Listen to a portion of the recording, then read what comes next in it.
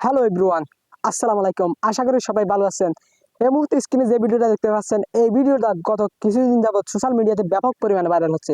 কেন জানেন? এই রাতের একটার সময় এই ঘরের মধ্যে কিভাবে ডাকাতি করতেছেন দেখেন। এরকম যদি বাড়ি আমাদের আশেপাশে থাকে, এরকম সহজেই কিন্তু ডাকাতি করতে পারে।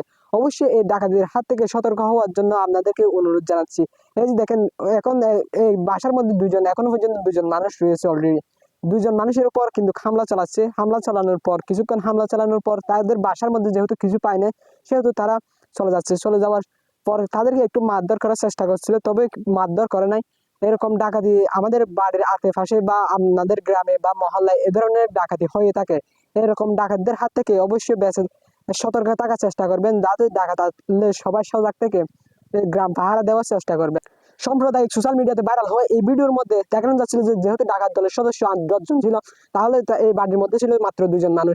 তাও যেহেতু বাড়ির মধ্যে কিছু পায় নাই, তারা কিন্তু চলে যাচ্ছিল। চলে যাওয়ার পথে একটা ব্রিজের অপোজিট সাইডে একটা সিসিটিভি ফুটেজের মধ্যে দেখা গেছে এই ডাকাত দলের সদস্যরা কিন্তু পালিয়ে যাচ্ছে। ডাকাত দলের হাতে ছুরি বা অস্ত্র বা গান এগুলা ছিল। এখন যেহেতু তারা বাসায় 2 জন ছিল, তাদের হাতে যেহেতু অস্ত্র ছিল না, এই 7 জন ডাকাত দলের সদস্যরা পালিয়ে যাওয়ার সময় তাদেরকে বাড়ির সদস্য 2 জনই কিন্তু তাড়া করে।